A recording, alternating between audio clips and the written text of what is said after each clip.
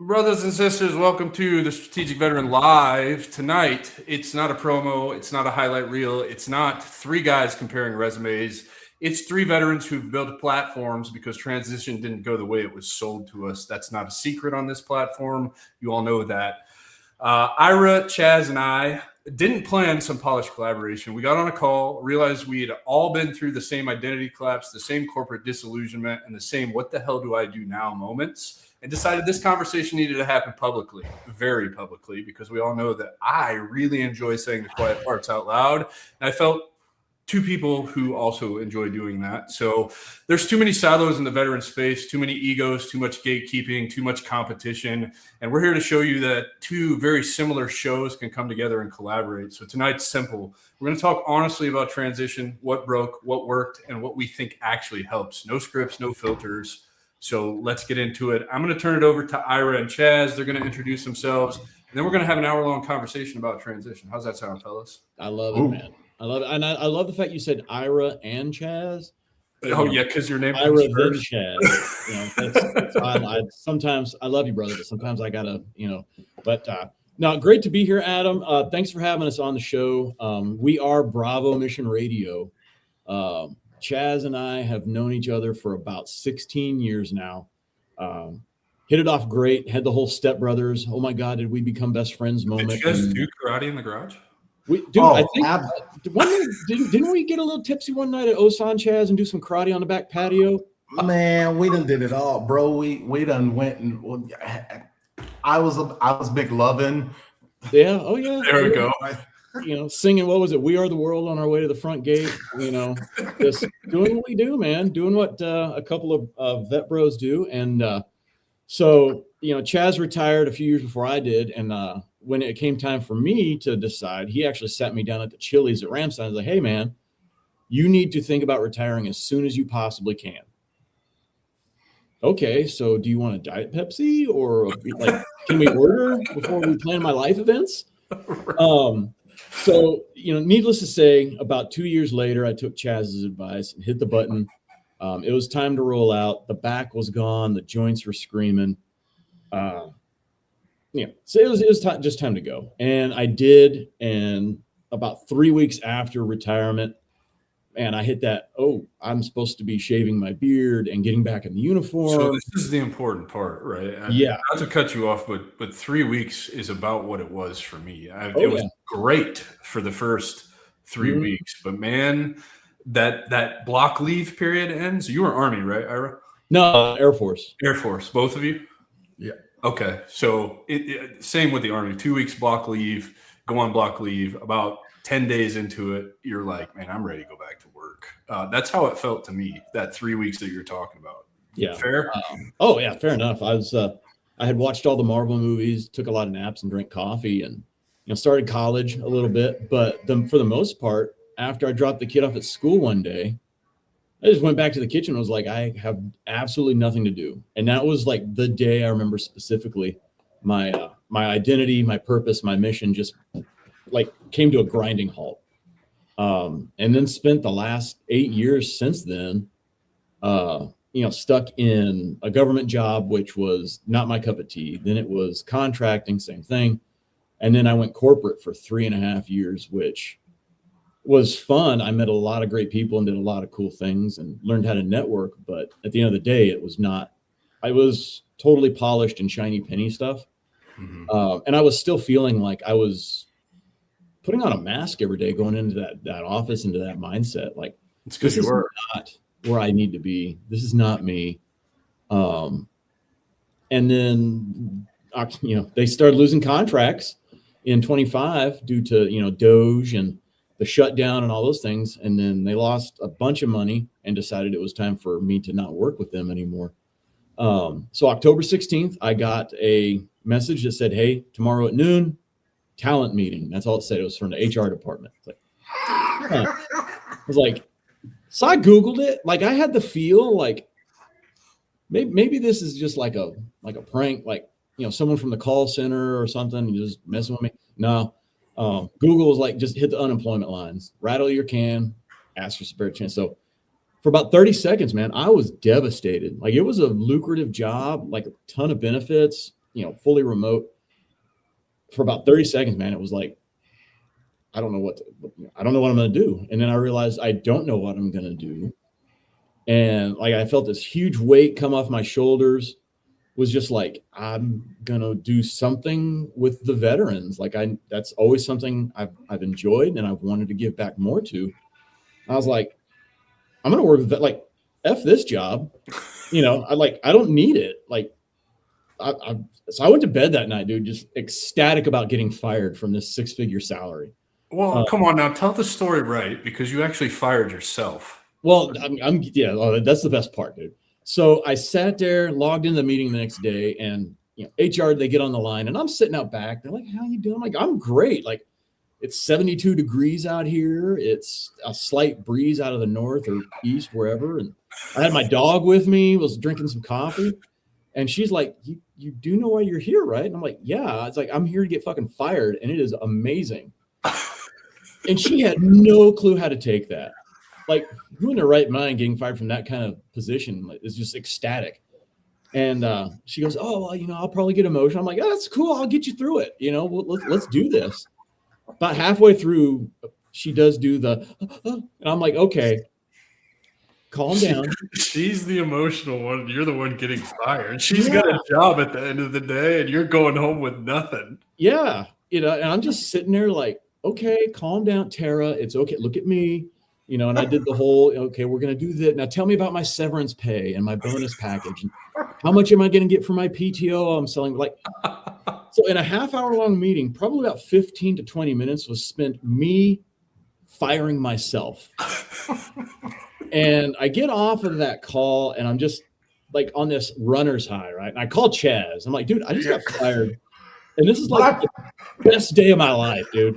Like, my 25 was made complete by getting shit canned. And, about 3 days later, I was talking with Chaz again, and I decided Bravo Mission was the name of the company, but I didn't know it was going to be a podcast. And I called up Chaz and kicking some ideas around. He's like, "Dude, we've been wanting to do a podcast for like a decade." Like, "Yep, we're going to call it Bravo Mission Radio." "Yep." I was like, "And we're going to talk about veteran transition things?" And he goes, "Yep." And it was like, Bravo Mission Radio is a thing. Like, that day. Boom. That just happened. Saturday that just happened. Random Saturday or Sunday, just sitting on the back deck. It's like, I'm a podcaster now with my bro host Chaz, who I will say is like the best co-pilot on the magic carpet ride of podcasting you could ask for. So yeah, that's where we're at, dude. We stood up about 3 months ago. We've launched 4 episodes deep, had some really great feedback, and have found Bravo Mission Radio is so successful, and there's not a lot of time to get all the veterans on we want. So we actually now have Personal Recon. It's a Bravo Mission series, and that's all about the veteran. One story, one veteran, one mic. Whereas Bravo Mission Radio is having them on, some segments, doing some fitness, going over like their whole retirement. Personal Recon is just straight down the barrel, get the feels out, and always end it with a win. That's it. A lot of the veteran transition struggles we hear about don't have that win at the end of it. And I think that's what we need to start selling as well is, I got through it. What did it take? Well, for me, it took getting fired from a 6-figure salary. Yep. For someone else, it might be, hey, I missed the bus and said, fuck it, I'm not going to work today. So it's different for everyone. So with that, I'm going to turn it back over to my man, Charles, Coach Chaz Higgins. Buddy, the floor is all yours. I appreciate that, Adam, man, bro, mad respect. Thank you so much for having us on. I absolutely love being in this space. And I think, everybody that's out there that's feeding into these vets, man, big ups, big respect. Like that is who we are, right? Mm-hmm. That is the DNA that we all share is, being veterans.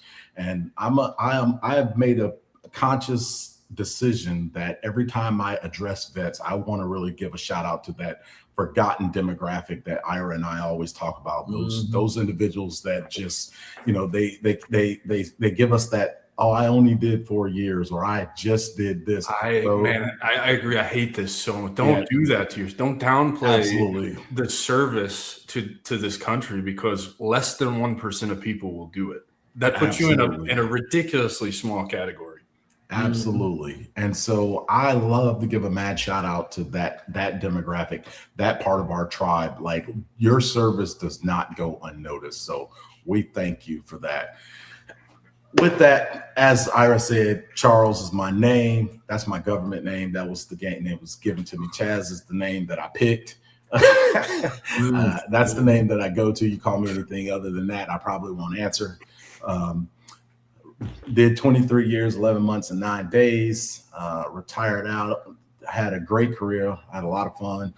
My transition, unlike Ira's, was exactly the opposite. Like, I was that guy that, had everything in line. Like, I had a job already scheduled. I was that guy.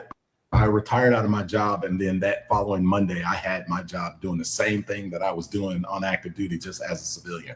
So you were the guy that left the uniform and came to the same office in civilian clothes the next day. Absolutely. And I got feelings about this. Bro, let me tell you something. Worst decision I ever made. I tell everybody that I encounter that's retiring, separating, and that it's like, if you are going to come back, give yourself, I personally believe 6 months is the number you need. I really do believe that you need about 6 months, because what we don't realize when we retire is I'm going to use a term that doesn't really exist. I'm going to make this shit up. The subconscious stress.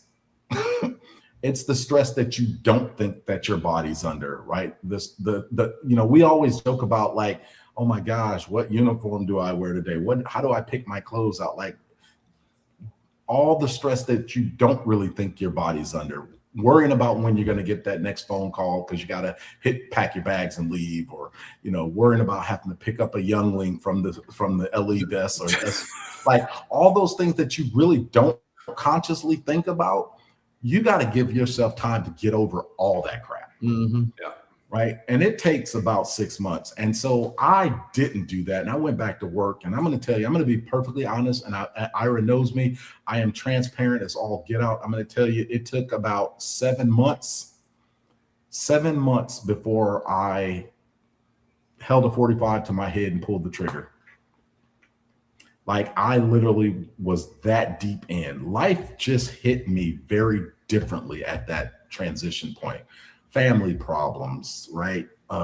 Just loss of identity, not knowing I thought that going back to the same job was the way to go, because we all say it. Oh, I'm going to go back to the same job, something that I know I'm good at. And, oh, by the way, you pretty much tripled my pay for doing it. Heck yeah, who doesn't want that, right? It sounds good, but I think that's the trap. Mm-hmm. It is a trap. Definitely. They want to retain that talent that they've cultivated. Not just that, but like, I'm looking at it from, I was an infantry guy, so I don't really have a leg to stand on here, because my body quit before I could get to actual retirement, right? But I think we get trapped in these jobs when we're in the military, and we tell ourselves this fake story that this is all I know, this is all I know how to do, this is all I'm good at. We don't give ourselves the opportunity, and I may be getting ahead of myself by saying this, but we don't give ourselves the opportunity to explore when we get out and find out what we actually want to do. We listen to what everybody else tells us we should do. Mm-hmm. Bro, me and Ira talked about this in our very first episode, right? We talked about that. Like, most people that join the military, right? You're either 18 or 23, right? You just graduated high school, or you've just gotten out of college and you went commissioned, right? You get off a bus at wherever your basic training, boot camp, wherever you get off that bus at, the Uncle Sam gives you an identity. Mm-hmm. Immediately. Right at that time where you're just now really starting to, your prefrontal cortex is just now trying to develop who you really are. And then that stops. And so no matter how long you serve, even if you've served 30 years, when you get out, you basically are going back to your 18-year-old self with this identity that's been now snatched away from you. Yeah. Right. And so you have to, now you're starting over and you're trying to find yourself all over again. But now you're at a point where you probably got a family, you got bills and crap to pay, you got a mortgage, and now you're trying to figure all these things out. At the same time, you're trying to figure out who you are. And so that's why I think it's very important that you take that 6 months, give yourself that 6 months. We had a guest on, we got a guest coming up on one of our upcoming shows that went on this crazy hike for 2,300 miles. Yeah, from Mexico to Canada on the Pacific Crest Trail. Who is this? I think we know I think we both know the person. He's a retired chief, Jason France. And he's got a book out called 5 Million Steps that brilliant read. Great trip. Like, he had a blast, but he truly found, he said 5 or 6 months, Chaz, that he was doing it. Yeah, absolutely. Dude came back just, refreshed, ready to roll.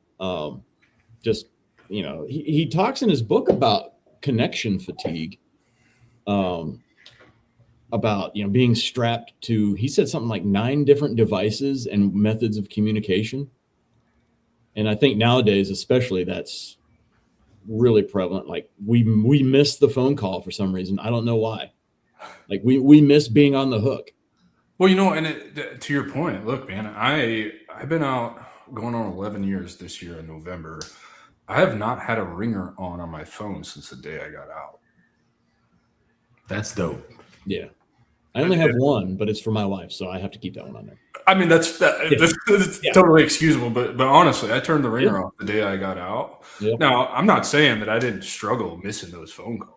Like, I missed being needed to put out fires. I missed being the guy that everybody has to call to, Chaz said it, 3 a.m. drunk tank, go pick up Joe Snuffy because he was being an idiot. And then I have to do the hard thing and wake up first because I'm not an E7 and they won't let me sign him out. You know what I mean? But like, I missed that a lot. And I set myself up for it by turning the ringer off on my phone. And it's funny, so I'm going to challenge you there, Adam. Like, right, add me in your phone and turn your ringer on, right? Because that's one of the things that I think we fail at as veterans, is reaching out to other vets. Yep. Right. We are, we all have family and stuff like that, but we're a tribe, and we really need to be able to reach out to each other, right? Because I love, the whole reason why I started my business and really got into coaching and was coaching veterans and things like this is, like, I love the medical community. Don't get me wrong. When you have therapists and things like that, but very rarely do you find a therapist that has walked in our shoes. Street cred.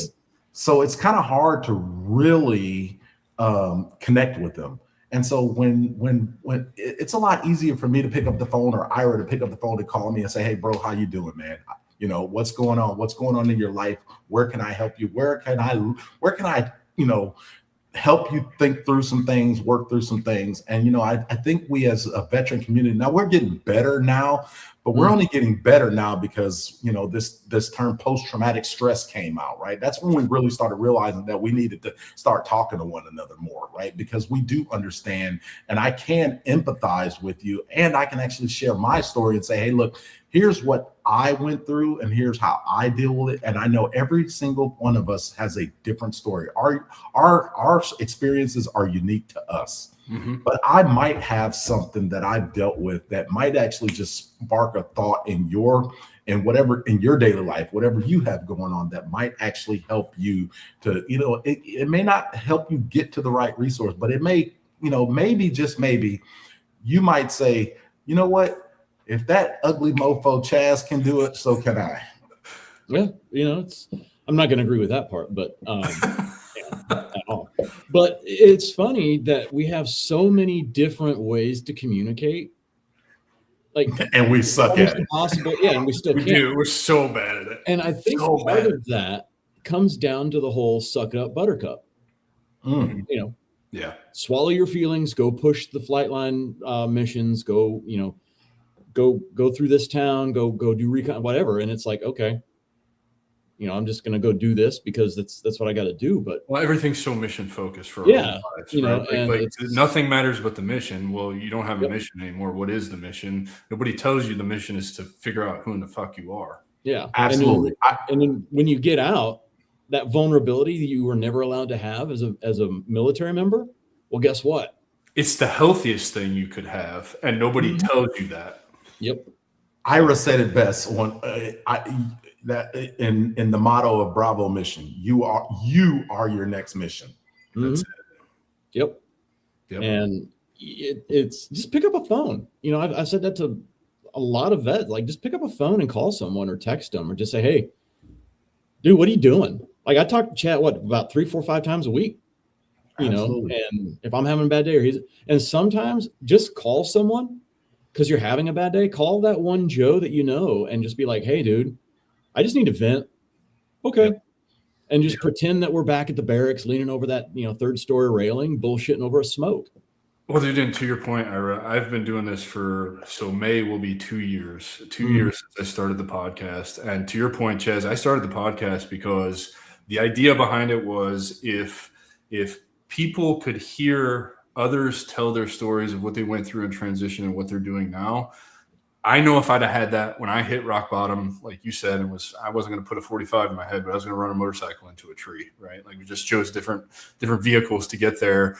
I thought, like, man, this would have helped me a ton if when I was in that disgusting fat state, laying on the couch, scrolling endless amounts of TV, feeling sorry for myself, if I would have saw something like what I've put together with my show, it would have helped to hear the stories, to know I'm not alone in what I'm going through.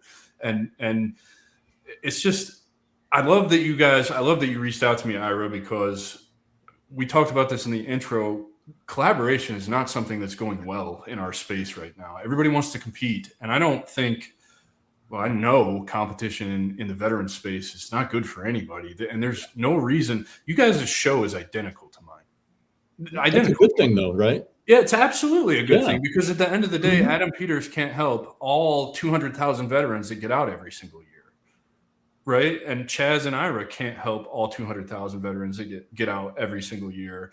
But we can come together on a Wednesday night at 7 p.m. on a live on LinkedIn, and we can just talk shop and reach many of them, because somebody's going to resonate with Chaz, somebody's going to resonate with you, Ira, somebody's going to resonate with me, and Brandon Jenkins, I see him in the comments, who has an awesome philosophy about the golden path fallacy. I've watched him grow here doing his coaching business, and it's just incredible to see if veterans collaborate, things start to change. Oh yeah, it's a huge united front, especially in this space, because it's everywhere. I think they got podcasts on Netflix now and Amazon, and it's like, if we stay siloed, like, who are we helping? Yeah, Adam, I want to say a little bit about what you were talking about, is that collaboration thing, right? I really got into, really deep into leadership and things, leadership coaching and things like that. And, you hear all these cliche sayings, right? Get in the room, successful people do this, following all those traits and everything. But one thing that I do know that I've really had the fortunate opportunity to get in the room with some really high hitting people. And the one thing that I can tell you is that's consistent across all of them is, why do we have to make it to the top to help each other? Because I'm going to tell you, successful people, they will help anybody because they're not in competition with nobody. You are so right. Right. We are all down here punching each other in the eye, trying to step over each other when we grow, we grow faster and more effective together. Most definitely. Right. I mean, think about where we all grew up in the military. The military brought us all together from all walks of life to make a strong force, but we had to come together to do that. Not any one of us would have made the military as successful as it is by ourselves. Well, so why can't we do that in regular life? Why can't we all just come together to make something great? Granted, I'm sure everybody Ira's not the only partner that I have. I have other partners that I partner, but we're building something great, but we're doing it together. Dude, to your point, Chaz, none of us get anywhere alone. Ever in anything, whether you're a veteran, a civilian, a lazy bum on the street, nobody gets anywhere alone. at all. You always get help along the way. Somebody collaborates with you. Somebody gives you knowledge that you didn't have before. That's been my experience building my platform, and all the opportunity I've created for myself is if you reach out to people, 99% of the time, they will actually help you. Mm-hmm. Yeah, absolutely. Absolutely. I'm going to tell a real quick story. And this, I'm going to tell you, this shit blew my mind and it stuck with me. One time I was at a conference, and I want to say it was probably in California or something. I was at this conference. It was a know yourself to grow yourself type deal. Right. And one of the keynote speaker of that conference happened to be Warren Buffett. Right. And he told this, he came up there and did this talk and everything. And then at the end of his thing, he put up on the screen his personal cell phone number. And he said, here's my personal cell phone number. If there's anything that I can ever do for you, hit me up. How many people do you, and he told us he did that. He does that for a reason, because he knows that less than 1% will ever reach out to him. And that's why they don't get to that top 1%. Because we're afraid to actually reach out and ask others for help, because we have this huge limiting belief that, oh, they would never talk to me, when that's absolutely not the case. Because since then, like I'm so mad at myself for not taking down his number, because the person that I am today, I would be calling him every day. Every day. Yeah, no, I love that you're bringing this story up, Ches, because this is, I am so blessed. Thank you, Thomas McKenzie. Thank you, Jordy Kern. And I get to talk to, I don't present shit because I don't do PowerPoints anymore. I don't believe in them, but I get to talk to a 7 Eagle group every Friday. Sometimes it's 3 vets starting the Skill Bridge program. Sometimes last week it was like 50. It was pretty cool to see how it's growing. But I talk to them about this all the time. A lot of them will connect with me after I get done with the 30-minute talk or whatever. And they'll just say, hey, thanks for connecting. And then I'll respond, because I respond to everybody. And I usually respond with, happy to have you in the network. Welcome to the network. Please let me know if there's ever anything I can do to help you. And it's sincere. I tell them that at the end of the brief every single week. And the overwhelming majority of people reply, oh my God, I can't believe you actually responded to me, because they see a follower count and they think that I'm not genuine in who I am, or that I actually want to help them. Now, I didn't know Warren Buffett did that. Maybe I'm going to have to start giving out my personal cell phone number, but I don't know if I'm that brave right now, Listen, I'm going to tell you something. I promise you, I get to talk in front of lots of people. And let me tell you something. I do that same thing now. And it's absolutely true. I can stand in front of a group of 100, 200 people, and if I put my number, I might get 1 invite for lunch, maybe 2. That's wild to me, man, because if you give me your phone number, I'm going to use it. So maybe that's something that we should talk about, because we've obviously learned this lesson, the 3 of us. How do you end up really latching it? So networking is huge, right? Networking is everything. I never really understood the phrase, your network is your net worth, until I had one. And now that I see the podcast makes no money, the brand makes no money, I have 15K, more than 15K here on LinkedIn, never will monetize that. I don't believe in taking advantage of our brothers and sisters. I could easily monetize it if I wanted to and make a decent living. I just don't believe in gatekeeping the things that we're talking about. But the network has created so much opportunity for me that I got a lesson last year on how to say no to opportunity. So how important, and how can we get people to understand as they're coming out of the military, how important it is to reach out and talk to people? Bro, it's everything. Like, all we can do is continue to put that message out there. I stand in front of groups and I always say, look, let me tell you something. We learned this little thing when we were in the military called mentorship, right? Mm-hmm. Yep. Right. And I am a firm believer, when you get out, when you're transitioning back to the military, we need to start a network of veteran mentors, right? Meaning we need to be able to take these people that are, I don't care if it's a 4-star general that's separating tomorrow, bring him on. Let me help him, because I've been through something that he hasn't been through. Dude, and I promise you that's not unrealistic, because I've actually done it. Yeah, absolutely. And the key is like, how do we get this? how do we get the bean counters to understand that this is how we stop veteran suicides. This is how we stop veteran homelessness. It's not putting them through some bullshit week-long tap class. Oh, don't even get me started on that thing. And part of the reason is because there's no way to quantify humanity right now in a way that you can present that data that they're going to actually take it for what it's worth. Well, and it's also that I'll give you the same pushback that I get on posts, podcasts, whatever I do that talks about this, that asks that very question. What do we have to do to get the bean count? The pushback that I get is the military is in the business of training warfighters. They're not in the business of teaching you how to be a civilian. And I'm like, well, we know for a fact that our nation's veterans are our biggest recruiting tool. So that's a national security issue. Mm-hmm. Yep. So they should fucking care. Absolutely. Just absolutely. Saying. How many veterans? Let me ask this here. How many veterans do you know don't have a sibling or child in the military right now? It's definitely a family business. Right. It is. I mean, you can call the military is a generational, it is a family business. Dude, for real, I got 160 plus podcast episodes, and just about every single guest had some member of their family that was in the military that inspired them to join. Because that is the first question for every single veteran that comes on. Where did you grow up and what inspired you to join? It's always a family member. Unless you're a Marine, then it's the uniform. Yeah. Right. I saw that commercial in 1987, the guy slaying the dragon. That's it, yeah. The dragon came up out of nowhere, and there's one dude, and he comes up Marine in the or they were going against the American Gladiators, if you're old enough to remember that. Zeus. Part of my toxic trait was thinking I could like navigate that course and do like rollerball and stuff. In my prime, I'd be like, no, I'm good.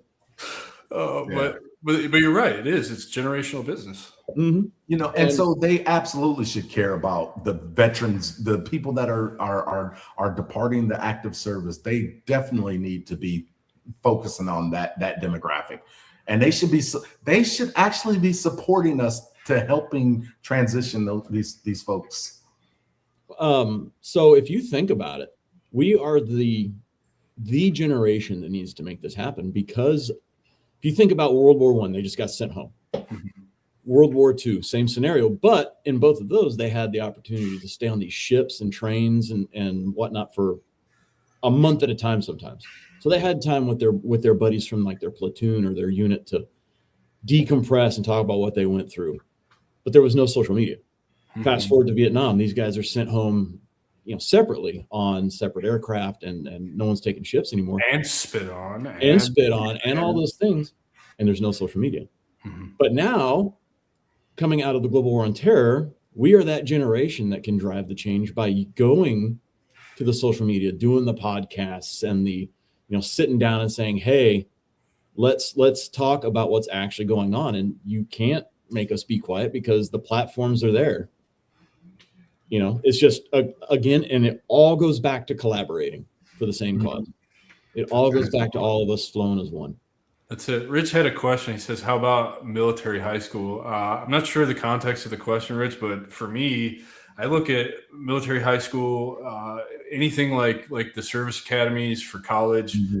It's just 4 years of indoctrination before indoctrination. It's just, so my philosophy on, we can point out to a certain demographic that primarily ends up in the military, usually poor, usually rural, usually not access, not good grades, or just not good at school, yada, yada, yada. My whole philosophy on this is we talked about this in the beginning. Your prefrontal cortex is barely beginning to develop at 17 years old when you're allowed to join. I was 17. Joined, tried to ship the summer between my junior and senior year, missed the date by a day, so ended up shipping a month after I graduated high school, roughly. However, for an entire year, I was delayed entry, so I had a year of indoctrination before the real indoctrination begins. At 17 years old, most of us are still under the authority of our parents or some kind of legal guardian, so you're playing by the rules. I hope that you're playing by the rules. I know we're not all saints, but you're probably not getting in if you're really that bad. Then you go straight to the authority of the military, where your entire identity, mine was be the best infantryman that you can be in support of the global war on terror for the United States Army, for 13 years. That's it. From 17 to 30 years old, that's all I knew. And then I get med boarded. I didn't even have a tap. I get med boarded. Didn't know that I was getting out so abruptly.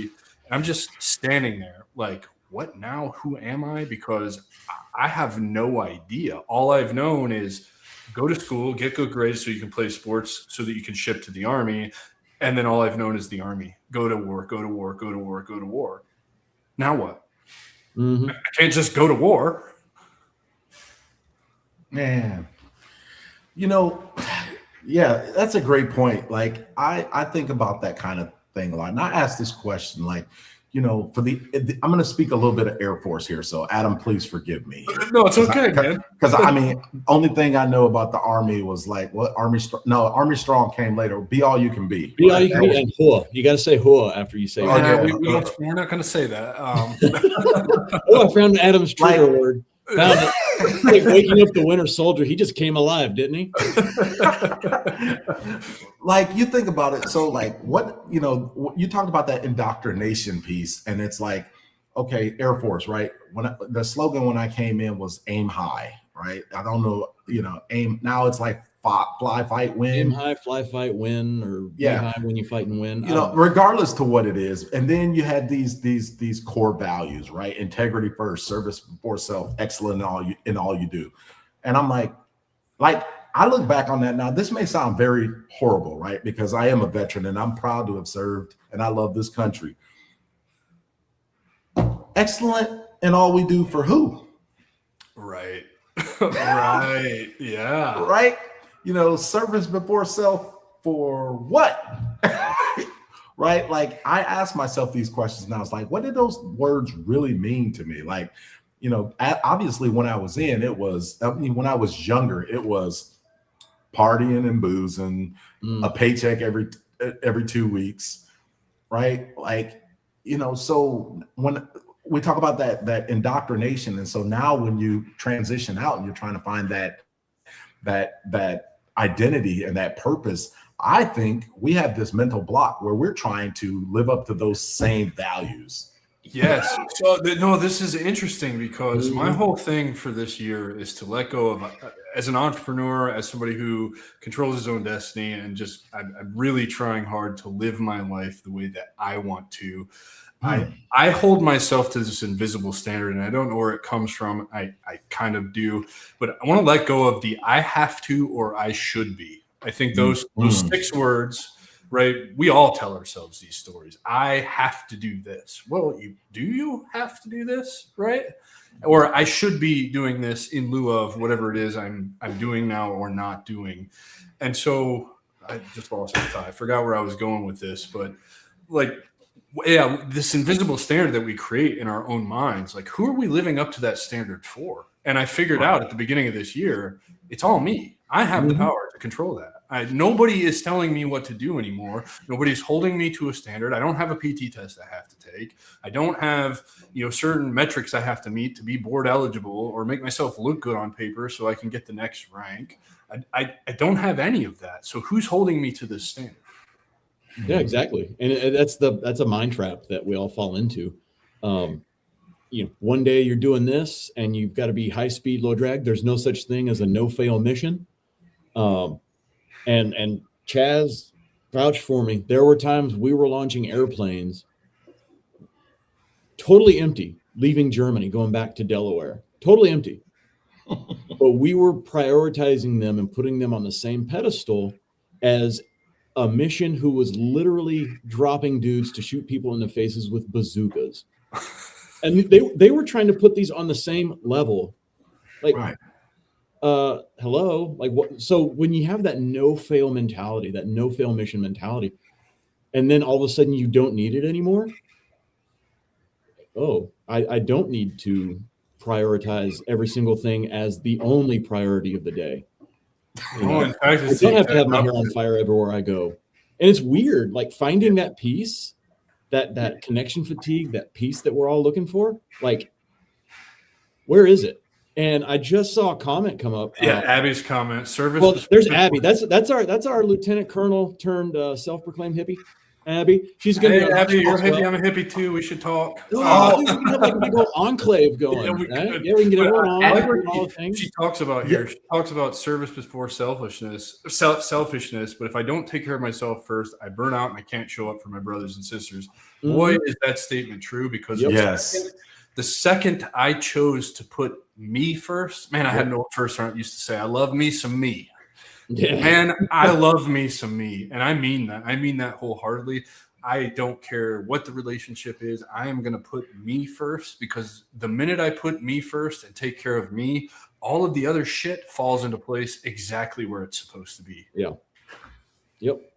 Yeah. It's just, it's serendipity is how I look at it, right? Like when I decided I'm going to do this and I burned all my boats on the beachhead, it was like, let's find this guy. And I started, with some of these highfalutin yahoos that it was like, Oh crap. oh, we want to do it this way, this way. And then I started meeting folks like you, Adam, and then like Abby. And then like, it all just starts to flow when you put your energy and get those mantras going in the right direction for the right thing. And I attribute that to finding my passion, finally aligning with my purpose for the first time, because I came in when I was 18. I was told what I was passionate about. You are passionate about loading airplanes. And Chaz and I am? Okay, Yeah. I am. well, Chaz and I were from a career field we were port dogs, aerial porters, through and through. But at the end of the day, when you take off the uniform and you have that moment 3 weeks later, you're like, oh, I don't have these chevrons anymore, and I don't what do I do?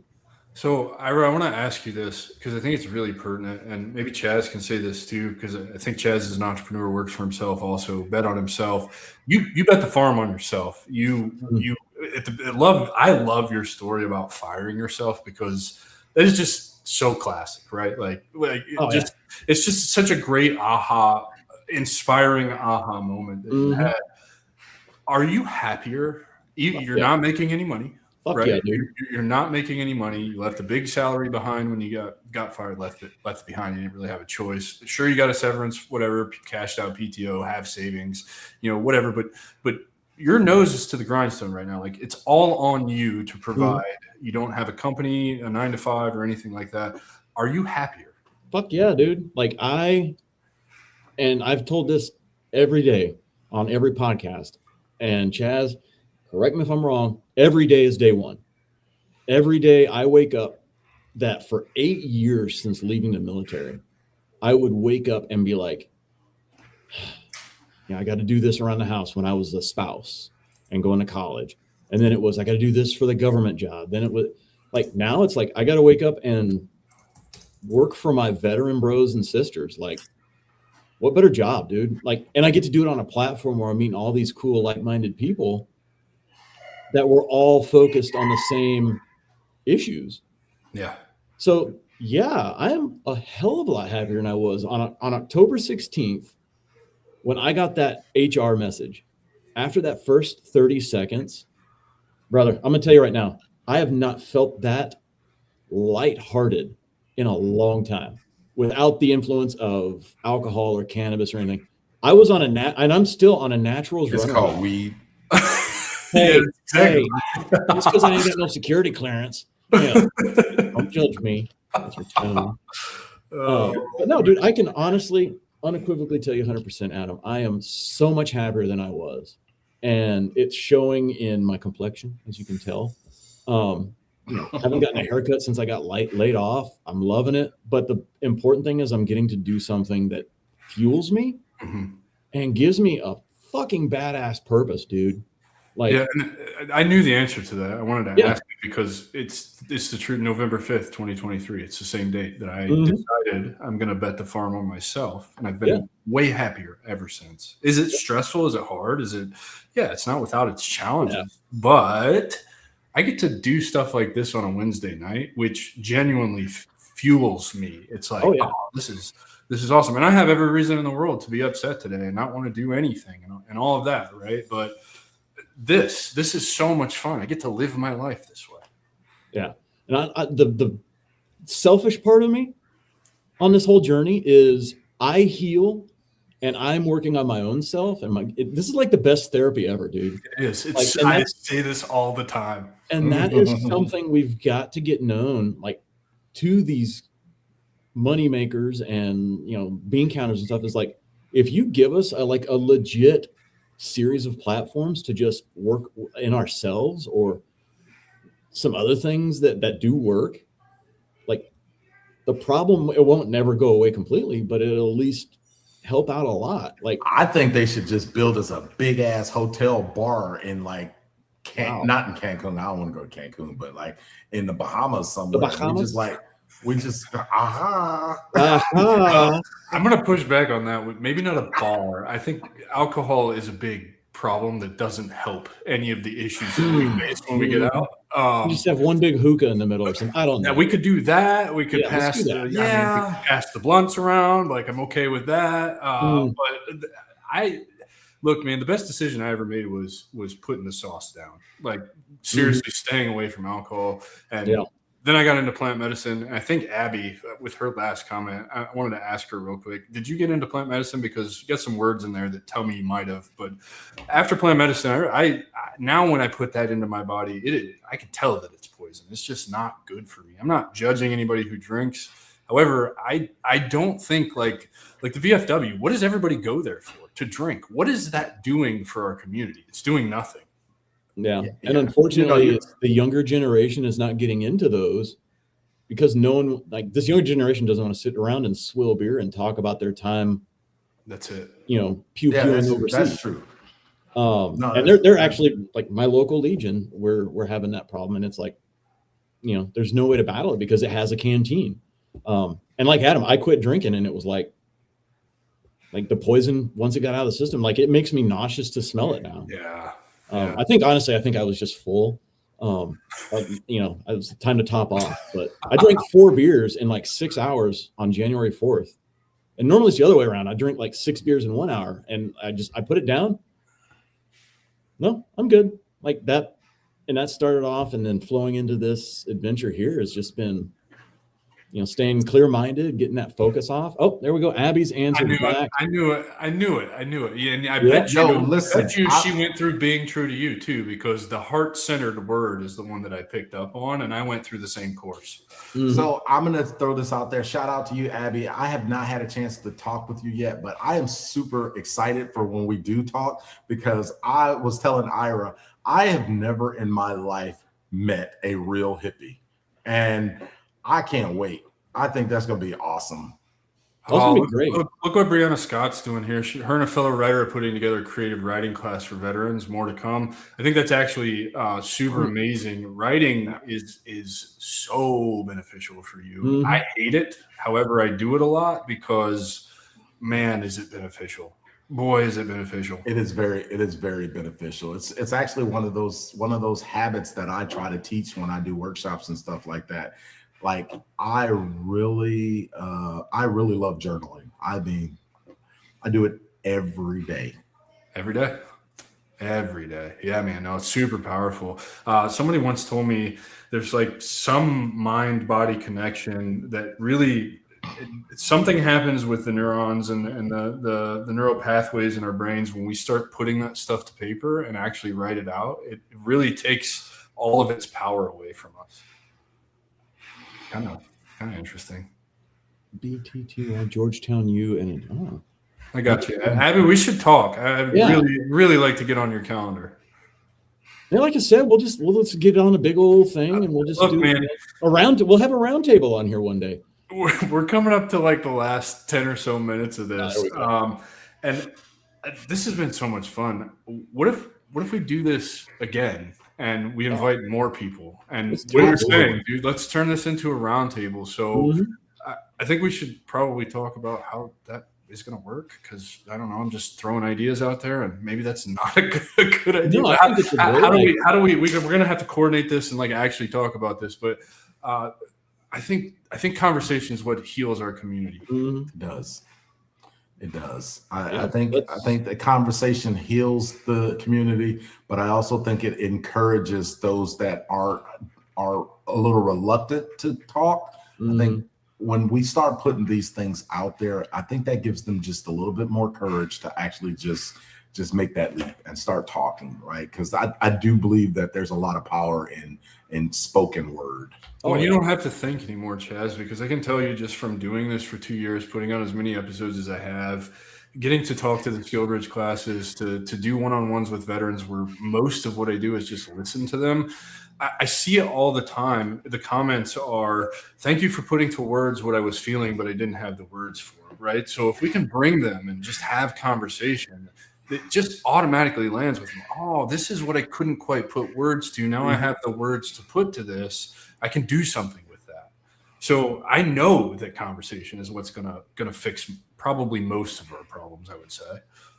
So let me ask you guys this question, because this is something that I haven't seen, or maybe I'm just not aware of it. Who has put on like a large scale military veteran conference where you just get a bunch of people? I got you. April in Dallas is Military Creator Con, put on by James and well, Laura. I know about Creator Con, and I also know about what's the other one? The MIC, Military Yeah. Conference. Yeah. That one, I haven't been to that one. James and Mara are incredible people, and that's exactly what they're trying to do with Military Creator Con, is just create a space for veterans to come, have creators there, but also you don't need to be a creator. Just come and talk to other members of our community, see what they're doing, see how they're living their lives, see how happy that they are, and start building the network of people who are on the ground doing this shit every single day. That's the whole point behind what they're doing with Military Creator Con. So that's a good one. I have a buddy out in Arizona, J Mac, if you're listening to this, dude, shout out to the Sandbox. He's got a little sandbox event. He's actually got Papa Snoop that is co-hosting with him every now and again out there. So he's got an incredible vision. Would love to make the introduction to you guys to J Mac and all the things that he's doing. There are people out there, man, but I think this is the problem is awareness around, and Ira and I actually talked about this in the green room before, is I had a post do well today. The circumstances of the post aren't great, but it's created a lot of DMs in my inbox, a lot of people coming out of the woodwork with resources I've never heard of. The resources no one talks about because no one knows about. And so I was telling them I got to add this to my Rolodex of resources that nobody talks about. And that's the problem. There's so many incredible resources that a fucking TAP class doesn't give you, the VA doesn't know about because they don't fucking care, or the VFW hall because everybody's too busy serving beer and cleaning up, drunk messes. Like, there's all kinds of things out here that maybe we should put a damn website directory together and just kind of let it all live in one place. And Gotcha. Do that. Working on it right now. As a matter of fact, I got a veteran down in Little Rock. He's building the Bravo Mission radio and Bravo Mission personal recon site. And that one of those, like 2 or 3 of the pages actually going to be dedicated to nothing but those resources. Admins and moderators that I'm going to get for that website can just go and put them in. They got to be vetted, but yeah, if anything and everything, and that comes back to, getting us all in the same virtual room here. And I think we've got enough people to do it. So look, man, I want to talk this. Let's talk about this. So I created a community on school. Mind you, I did switch to paid because it did cost me money. That may have been the mistake, but even when it was free, nobody did anything with it. I had about 200 members in the community, and it was exactly what you were talking about. That was the aim of it, was people like myself who figured out how to navigate the transition, have the advice, people who were going through the transition, people who were building businesses, people who had different careers or whatever. My idea was to get them all in the same room and they can start sharing and swapping ideas. I know if Brandon Jenkins is still listening, he was an early adopter of it, really, I think still believes in it. I just shut it down because it was costing me too much money and nobody was using it. That's my biggest fear with all of this, is trying to get people to give you their attention. And I say that because you have 9 major social media platforms that everybody's competing with. After a day job, after they get home and take care of the wife and kids and then have some time to check out, they already have a routine of what they're scrolling. So maybe we could all put our heads together and figure out a way. How can we get people serious about showing up to these things and doing the damn work, man, because it's still work, right? Like healing and getting better and figuring out who you are, finding purpose again, building a network. It's all work. It's not free. It comes at a cost. You have to put in energy and time. I just think, like, I'm not the smartest guy in the room, man. Like, I got two other incredible people here to help me figure this shit out. And that's going back to the whole collaboration piece, right? Like, I'm not competing. Absolutely. Adam, you hit it spot on. You know what? I say the same thing. You're not the smartest person in the room. I'm not. Ira's not. But guess what? Collectively, the three of us, we're fucking geniuses, right? And I think the more we add to this tribe, like the more people we get involved, I'm telling you, we have the opportunity. I believe that we can actually change. We can change the world. Yeah, well, I'm not going to stop until I change something. Go change your socks. Yeah, well, I'm not wearing any, so. Yeah, we can definitely do it. I think the one of the ways it makes it work is if you find the like-minded people. Yeah. But then also having these other folks that you know that are like, maybe they're too intense and they're going off this direction. But if you get several networks of just like-minded people, but then still working together, yeah, we can make anything happen. Really, I mean, think about it. When you were at a barracks party, like how many? Like, okay, so I was the white kid in a black dude's room eating lumpia, dancing to mariachi music with my friend who grew up in Austria and was a military brat. It's so true, man. But you think about it, like it's so true. They say America's a melting pot. They ain't never been to a barracks party before. Right? I'm sorry, but you ain't never been to a barracks, Yeah, just check out.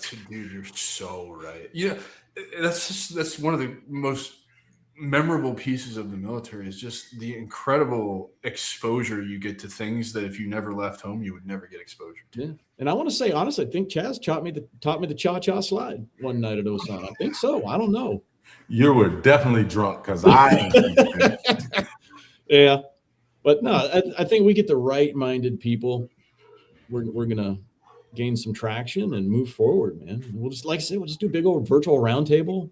Bring your dog, chill out. Q&A, whatever. We figure it out, fellas. Thanks for spending Wednesday night with me. This was fun. Oh man, this has been great, dude. It has been, man. I appreciate you, Adam. Thank you for your service as well, and man. Keep doing what you're doing. And I mean, this is obviously not the last time we're going to talk. Not. So. You're not getting rid of me. I need Mr. Ebony and Ivory over here. Oh, good. Yeah. We got to find some way for him to like fit into the crowd. We got to give him a nickname or something. But I want you guys to tell everybody again what the name of your podcast is, where they can find it, how they can become a guest on either of the segments that you're doing.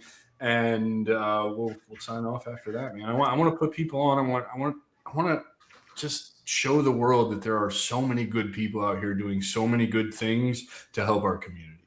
Yeah. It's Bravo Mission Radio. We are on YouTube, Spotify, LinkedIn, Facebook. We do updates and reels on Instagram and TikTok. That's the one where it's segmented. We get a veteran on there or a subject matter expert that has dealt with veterans. They're all vetted by me and Chaz. And we have a good time. We go through about 20 or 30 minutes of the heavy hitting stuff. And then we move on to some levity and we talk fitness. We talk, give us that final saved round. And then we found out that there's no way we could capture all the veteran stories we wanted to. So we now have a second show called Bravo Mission Personal Recon. That is one veteran, one mic, one story. And it's literally, hey, this is so-and-so and go. And just let them get all of their stuff out. And always ending it with a win. They share their strategies, their backstories. So we've got those two shows on all those platforms. And Bravo Mission Radio, all one word, at gmail.com is the official Bravo Mission Radio